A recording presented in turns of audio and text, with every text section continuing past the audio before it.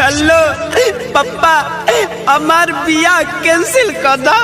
अब हम बियाह नहीं करब। बियाह न करबे? अरे का भले खोल तो बताओ। हो तोर बेटा तोरा पसंद से बियाह नहीं करता, मुसहरनी जरे बियाह करता ते द्वार का बियाह नहीं करो। जल्दी से अपना बेटा के मुसहरनी जरे बियाह कर दे, नहीं तो कहियो लया के भाग जते, तोरा इज्जत माटी में मिल जता। तो ही द्वार का तोर बेटा बियाह नहीं कर तोरा बेटा के तो मुसहरनी पर ध्यान हो, मुसहरनी पर। हेलो दोस्त, अपने सबके नाचे फेरो चले लेगो रोस्ट वीडियो लगा अमित पटेल के। ई वीडियो आसुन देखे छी त मजाक के रूप से देखो, सीरियस नहीं ले। और हमर चैनल के सब्सक्राइब नहीं करी, सब्सक्राइब कर दियो, वीडियो के लाइक कर दियो। तो लो ठीक है, वीडियो शुरू कर छी। लड़की को लड़का बनाएगा, लड़का को लड़की बनाएगा। ए तोरा बाप के दिन हो रहा, लड़की के लड़का बनवेला, लड़का के लड़की बनवेला। तोरा बाप के दिन है जी। आ मुंह में सिया बदल गया बाप जी अटकाई के। साला मंतर मारती हली, देह के नरजी झारती हली। रे भौसी वाला रे, तू कथि बात छी? हमार दिमाग में न घुसे, कथि बात छी से? दोसर बात सुना ना भौसी वाला, कहीं के बकरी जी का डिरियाई हमरा जे मुंड जे खराब भेलो नै, तो एहन बात खबर से गैर द के खून चुआ लगतो, गैर द के। दोसर बात सुना ना। अरे मरद से मौगा बना देले बा, अरे मरद से मौगा बना देले बा। क्या बात चलो रह गेल कहे के से मरद से मौगा बना देल के? मौगा बना देल को, नहीं तो कहि तो अपना मैं के 10 टा छोरा दर बियाह कर देले, दिन रात रे छोरा दरे। तो नहीं आदमी के नहीं हरदम मौगे बनवे के जाय, मौगे खाली छौरिया जरे घूमे छल त मौगा बना देल को। और बढ़िया भेलो ने रो। बात कराओ लो। हेलो, अरे साला जादूगर, चुपचाप से हमला लड़का के सामान वापस लिया दे, ना तो साले है गोजी लेके आवत नहीं, मुंह पे डाल के साला गांड पे निकाल दे। देखा तो जादूगर ओते बढ़िया काम कर देल के, तइयो बुढ़वा केना खिसिया जादूगर पर।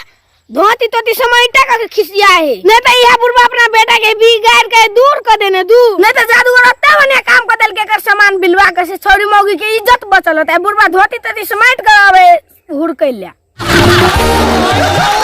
बाबू तल लोटा से पानी छुओ आ लो है कुछ लो, आ जहाँ जगह मिले तहाँ ठूस लो।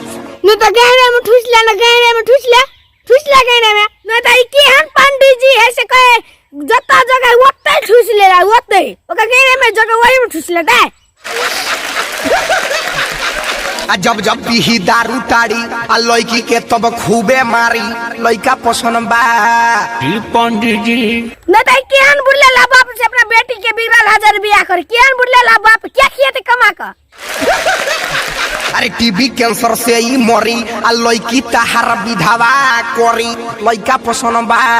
अरे हो मर्दवा पसंद बा। रे लड़की के बिगड़ल ला बाप रे, लड़की के बिगड़ल ला बाप। लड़की के पाले ला भीड़ पड़ल हो कि नहीं हो कि फेंकले छला से तू वहां जर बियाह करवे छी अपना बेटी के। नहीं तो उ लड़का से बढ़िया घोड़े जर बियाह कर दी, घोड़े जरे सब ने घोड़े कमा के खियत अपना बेटी के, ओका से बढ़िया रहत बढ़िया। त केहन कर बुढ़ले ला बाप रे, केहन पंडित जी सब चीजों का बाद में खोल के कह देल के तइयो ओकरे जर बियाह करे बुढ़ले ला कहीं के। पहले रनिए से डार अब बेकार भइनी, होता इनकम ना बेरोजगार भइनी। नहीं तो एहन गीत गबी रे स्टार बना सकबी, स्टार तो बाबू दम लगे तो ना तइयो ने स्टार बना सकबी। तब नहीं तो सुना तो एकर गीत सुना तो। अरे बाबू सुन के हिसिल कोई दशा गाई, जादूगरवा सामान देले बट भिलवाई, कि रोजा रगड़ी लेते ही आई टाटी में, बर्दाश्त ना होला जबराती। नहीं तो सुन लो ना गीत, सुन लो हा एहन गीत जे गाते कोनो बाबूजिंग में स्टार बना सकते, बाबूजिंग में। और वो करते तो कोई 5 रुपया देता ही भिख मांगा के एहन गीत गावे से कोई देता है। पहले रनिए स्टार अब बेकार भइनी, होता इनकम ना बेरोजगार भइनी। रे एक बात के कत्ते बाजी सुने जी, कत्ते बाजी रो नहीं बेटा काम है हमरा चलिए, हमर भैंसी के गाड़ धोते रहे चलिए न हमरा या।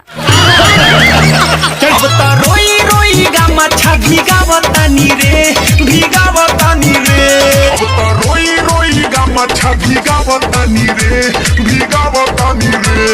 रे कैन के केला गमछा भिजे छी, केला भिजे छी कैन का। तो घर में पानी ले ना भैंस सुन गोते जो ना गमछा धो ले, जो भिजा ले जो, तब मूड़ी पर धरने रे गमछा जो। बसे वो छोड़ के भागल रे भइनी यार हम पागल रे। हो तोर मौगिया हा वाला छिछा तो ने भक्त छोड़ का हो मौगिया वाला छिछा तो ने भक्त छोड़ कर रहा ने भक्ता आ कल तो कौन छोड़िन तो कैसे हमर घर वाला मरद रहे आ तू तो मौगिया आदि ना दिन बनल जाची तो छोड़ के ने भक्ता हमारे दवाई से आराम होखेला, हमारे दवाई से आराम होखेला। और दवा अपने आराम भ जाए हो तो सब ने एक मुना के मुत का पियत रहना और आराम भ जाए।